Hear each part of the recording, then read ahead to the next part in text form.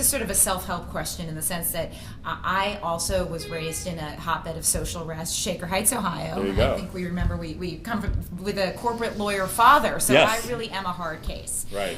So if you were to offer up the sort of short case for a type A raised in a theory X world to move into the type I self-directed, autonomous, mastery-seeking, purpose-driven world, what would be three sort of mind flips / practices that you might offer up for a hard case like me?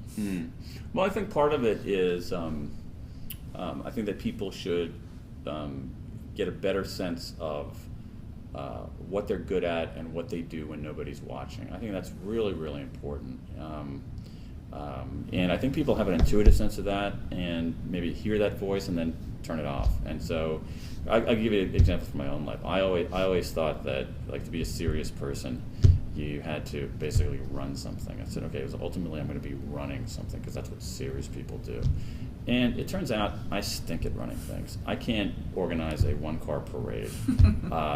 And that's not what I should be doing. And eventually, if you realize, hey, that's not what I'm good at, that's not what I'm supposed to do, even though it might have more validation from the external world, and there are, one or two things that I'm better at, and do that, I think that's really, really helpful. Sort of listen. I mean, it sounds as kind of self-helpy as it is. It's sort of listening to your own voice and going with. Again, I want to pick up on your phrase here. Sort of, I think a lot of times people will go against the grain of who they are, rather than go with the grain of who they are. And it's easier. You're more effective going with the grain of who you are. So I think that's one thing that you can do.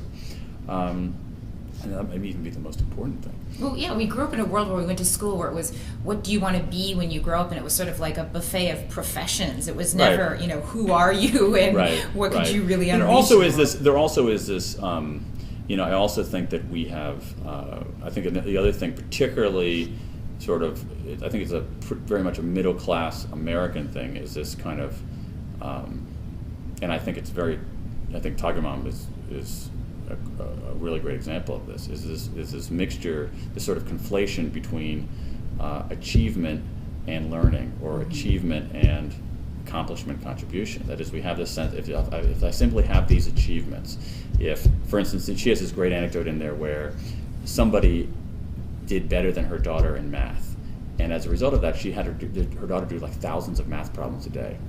And she eventually sort of got as good as this kid. But you know why? But the whole thing stopped. Why?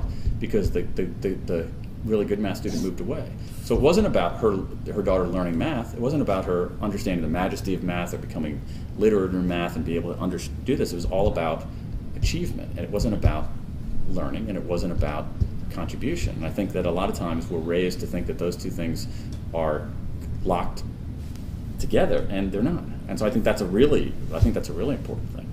And then the other thing is that I think there also is, I think it's really important, tied to all of this, is there is a kind of